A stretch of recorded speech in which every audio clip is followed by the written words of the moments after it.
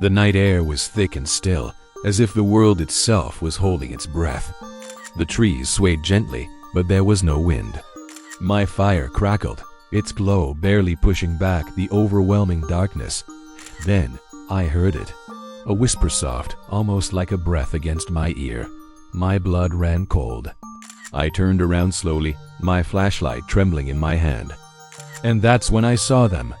Two glowing red eyes staring at me from the shadows. My legs refused to move. My heart pounded in my chest.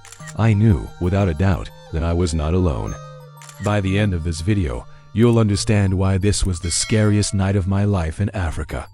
I had always been fascinated by the stories of Africa, the legends, the mysteries, the things that lurked where few dared to go. So when I got the chance to visit a remote village deep in the heart of the continent, I couldn't resist. The people there were welcoming, but there was something in their eyes. A quiet warning, as if they knew something I didn't. The village elder approached me one evening, his face lined with age and wisdom. "You must leave before nightfall," he said.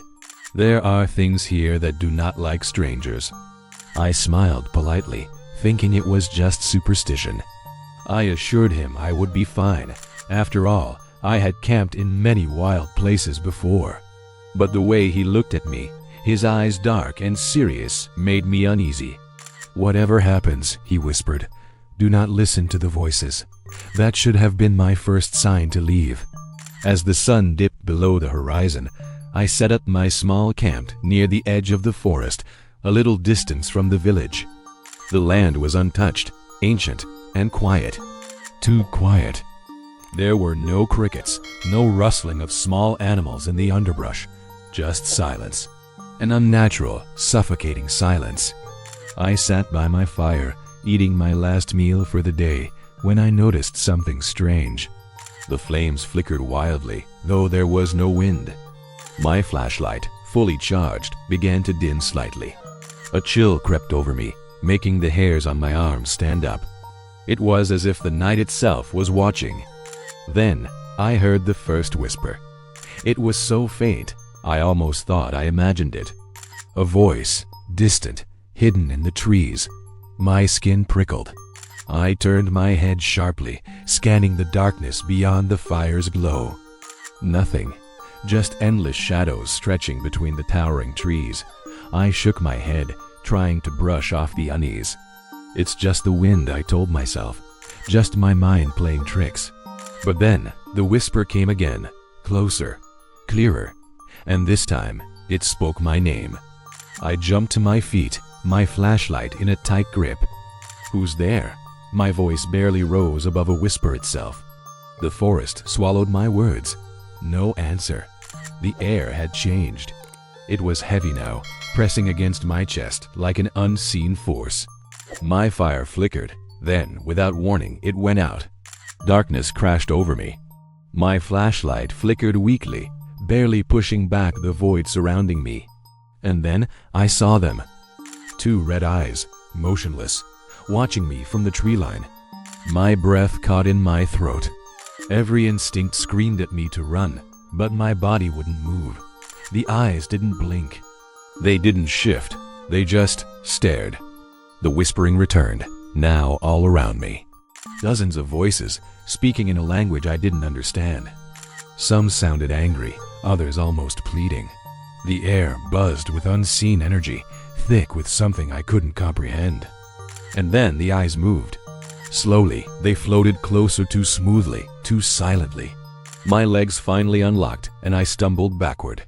The voices rose, swirling into a ghostly chorus. The flashlight in my hand flickered violently before dying completely. I was plunged into absolute darkness. That was when I ran. I didn't know where I was going. I just knew I had to get away. The whispers chased me, growing louder, turning into distorted laughter, inhuman and cruel.